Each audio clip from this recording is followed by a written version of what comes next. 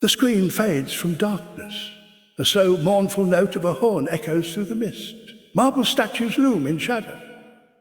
Then a voice begins, calm, resonant, and heavy with timing in the heart of a world built on conquest. One man stood alone, not upon the battlefield, but upon the precipice of his own soul. He wore a crown of absolute power, yet felt the crushing weight of the world beneath him. The legions marched in his name, the Senate bowed to his will, and yet in the quiet of night, beneath the vast Roman sky, he wondered, what does it mean to rule? Power, for most men of Rome, it was the ultimate prize, the summit of ambition. But for him it was a chain made of gold and expectation. To command the greatest empire on earth was not simply to rule. It was to bear the thoughts, fears, and destinies of millions. And within that burden, the emperor found not triumph, but torment. The empire stretched from the cold mists of Britannia to the burning sands of Egypt, a realm too vast for any mortal to truly see. Yet he was expected to know it all, to control it all. The senators whispered, the generals plotted, the gods remained silent. And in that silence, he faced the one enemy no army could defeat, himself. There is a loneliness to power that no poet can fully capture.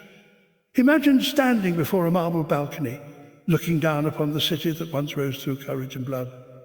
Below, the streets pulse with life. Merchants shouting, soldiers laughing, children chasing the dust of chariots.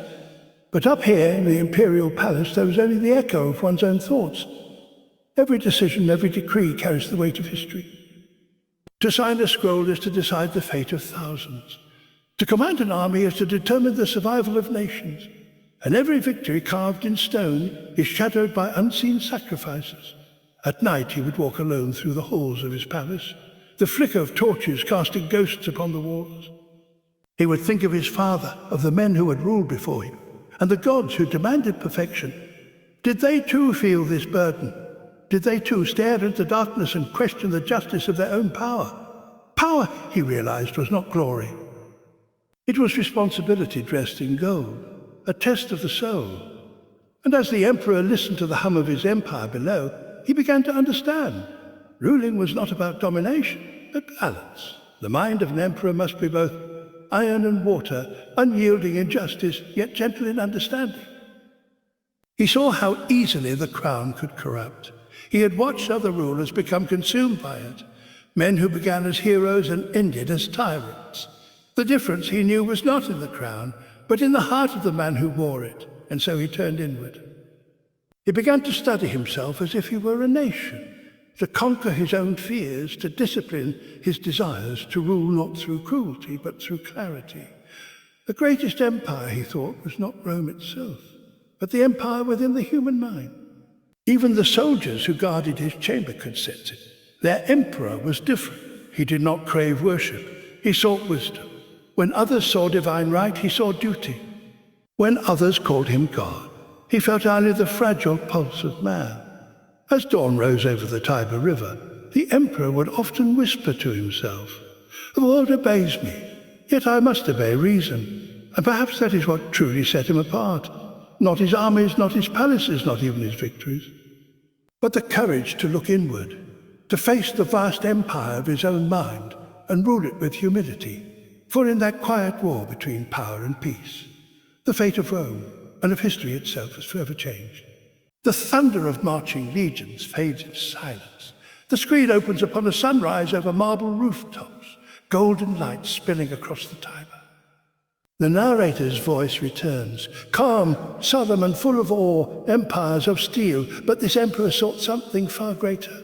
He understood that true power does not lie in the sword, but in the mind that chooses when and why, that chooses when and why to draw it. He had seen enough of blood.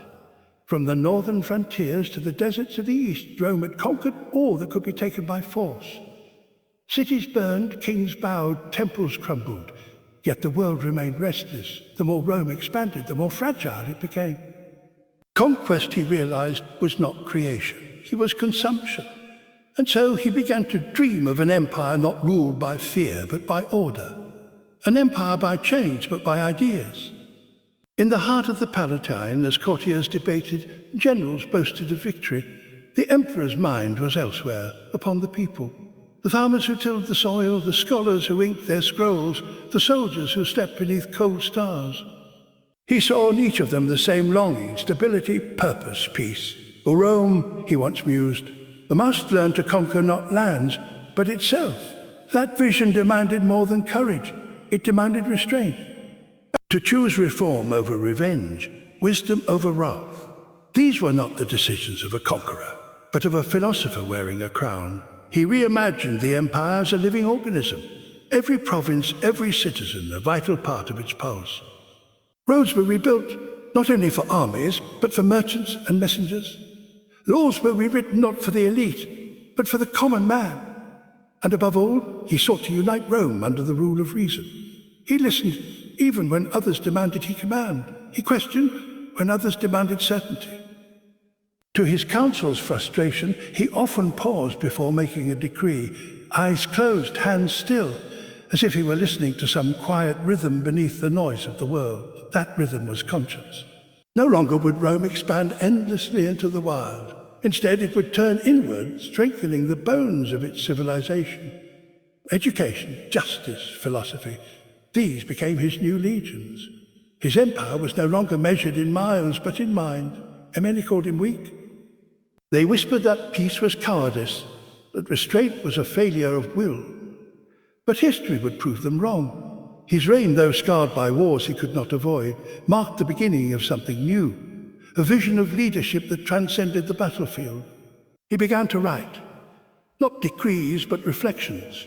Words meant not for his subjects, but for himself.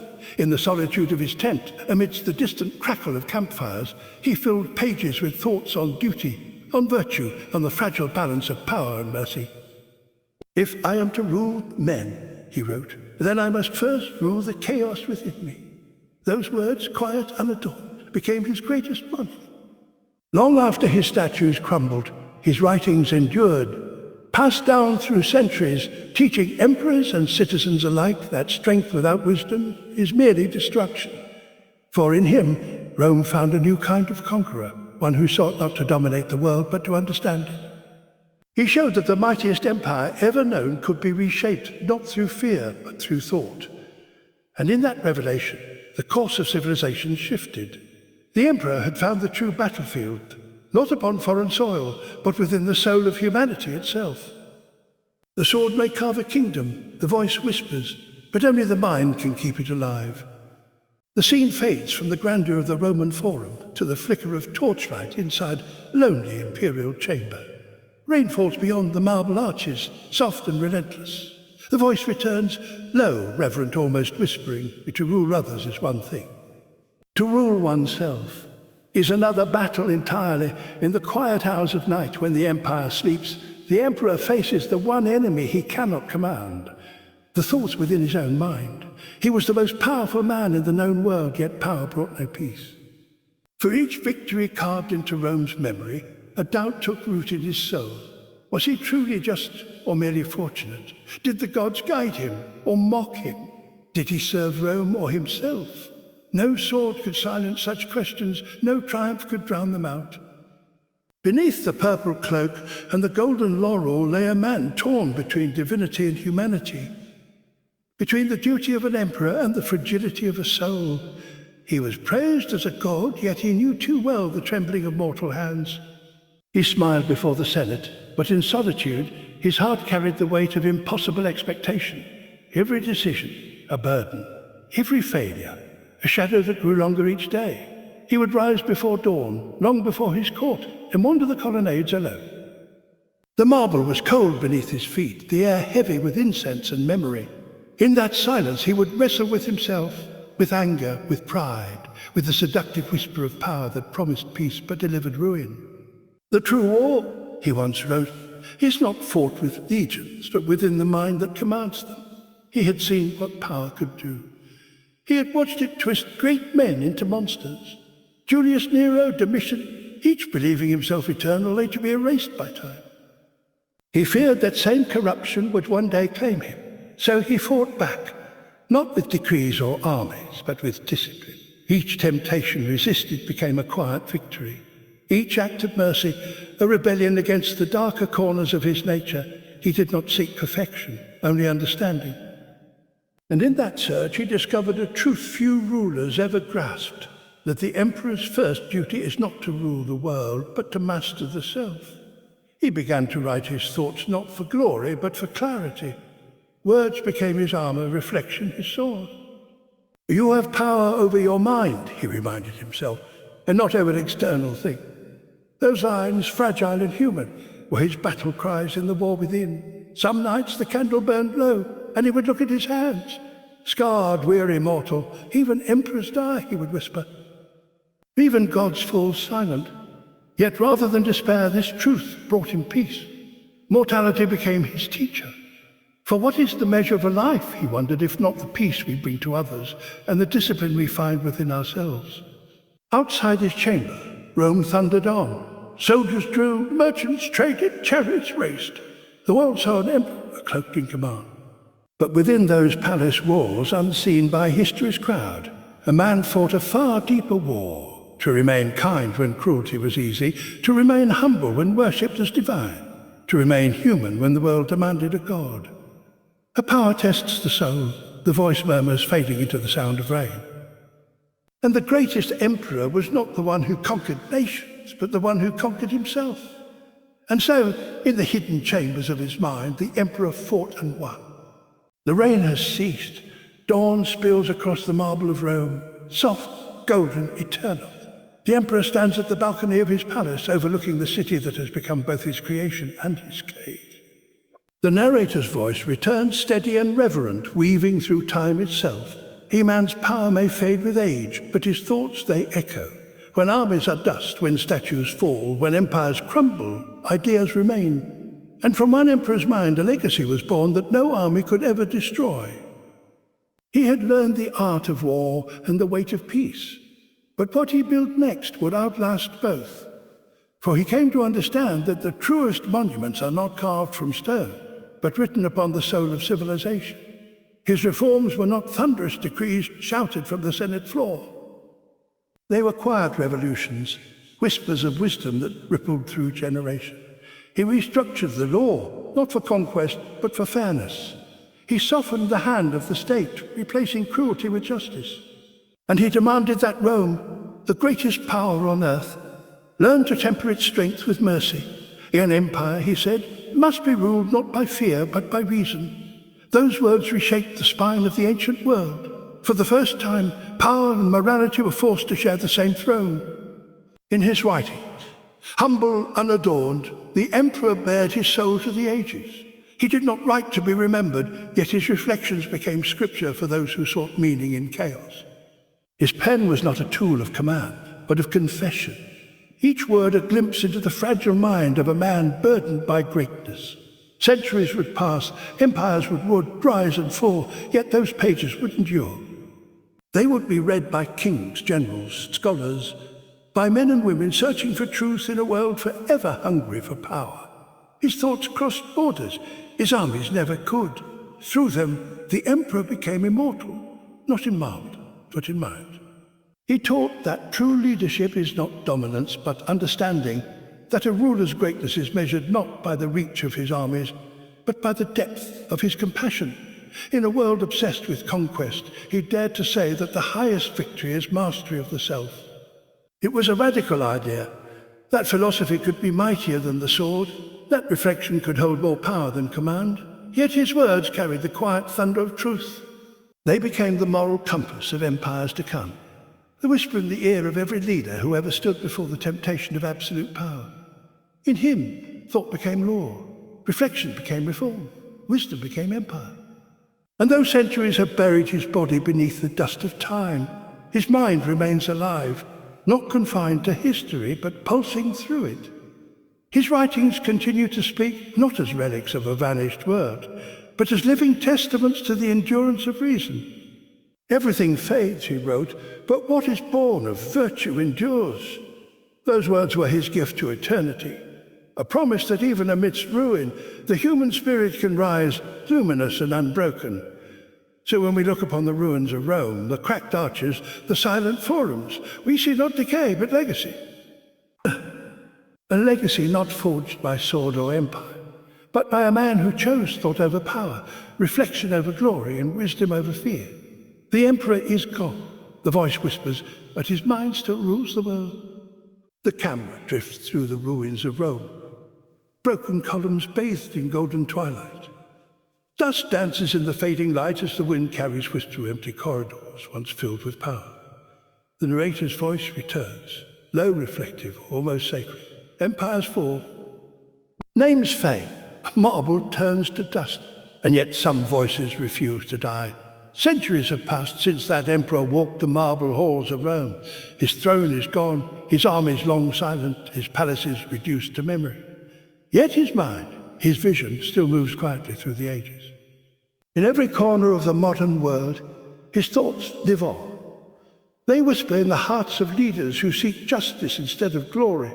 They echo in classrooms where students still turn the brittle pages of his writings, searching for meaning in a world just as restless as his own. The man who once ruled with the weight of the world upon his shoulders now rules still, not through decree, but through wisdom.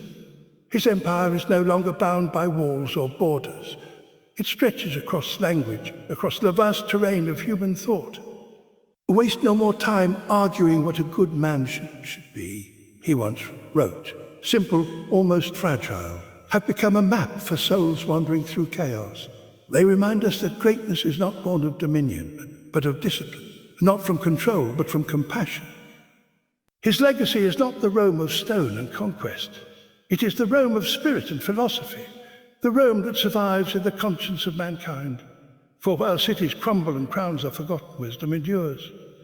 He taught that the universe is vast and indifferent. And yet within that vastness, man can find peace, not by commanding the stars, but by accepting his place among them. The emperor who once commanded legions learned at last to command serenity. And so his teachings traveled far beyond the empire he once knew. They crossed oceans, inspired revolutions, guided philosophers and kings. They found their way into the hands of soldiers in the trenches, into the hearts of thinkers seeking calm amidst the noise of the modern world. Because in every era, humanity returns to the same truth he discovered beneath the Roman sky, that to change the world, one must first change oneself. He was not immortal, not in body, but his ideas became eternal. Every age that seeks meaning finds him waiting there, patient, resolute, whispering through the ruins. Oh, do not be ruled by fear. Rule your mind, and you rule all. Look upon Rome now, the arches, the stones, the silence. Listen closely, and you may still hear it, the faint echo of a man's thoughts, drifting like dust across time. Everything we see, he wrote, is a passing thing. Only virtue remains. And perhaps that is the truest legacy of all. Not the empires we build, but the wisdom we leave behind. Not the roar of triumph, but the quiet endurance of thought.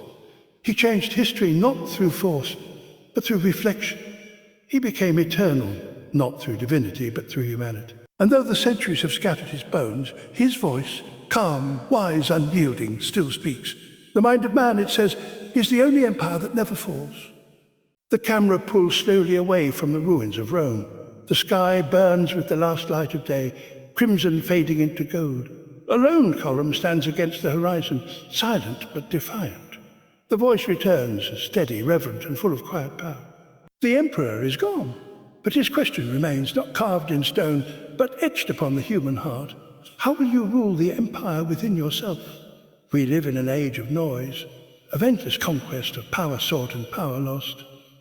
Yet the lesson of that Roman mind still speaks, that the mightiest victories are not those won against others, but those fought and won within. He showed us that thought can outlast the kingdom, that discipline can silence chaos, and that purpose, true moral purpose, can make even a single life echo through the centuries. The marble of Rome has crumbled, but the empire of his ideas endures, stronger than steel, gentler than flame. His wisdom has survived the ruin of time because it speaks to something timeless in us all. Look inward. That was his command, not to soldiers or senators, but to humanity itself. To seek strength in humility, clarity in doubt, and peace in reason. To be, in the face of chaos, a steady flame. Waste no more time, he would whisper, on what should be. Begin to live as what you are meant to be. So let us not merely remember him. Let us become the lesson he left behind. Let us lead our own empires, the empires of thought, of kindness, of purpose, with the same courage he once showed when the world bowed before him. You do not need a crown to rule wisely. You do not need an army to change history. You need only the will to master yourself, to choose virtue over vanity and meaning over noise, because in the end every one of us carries an empire within, fragile, vast, waiting to be ruled. And if we dare to rule it with wisdom, then perhaps, like him, our voices too will echo through time.